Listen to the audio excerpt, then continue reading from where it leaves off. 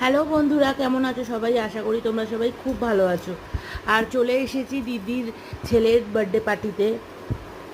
আর দেখতেই পাচ্ছ সবাই চলে এসেছে, সবাই মানে জাস্ট আত্মীয় স্বজন এসেছে এখন অবধি, সবাই আসা বাকি আছে পাড়ার ফ্ল্যাটের সবাই।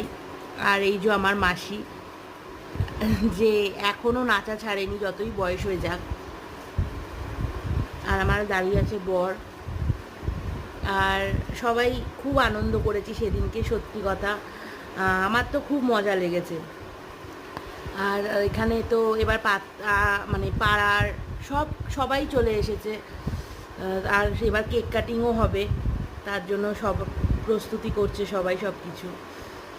আর আমার বর গরমে বসে আছে, আর পারছে না, যা গরম পড়েছিল সেদিন, ওরে বাবা।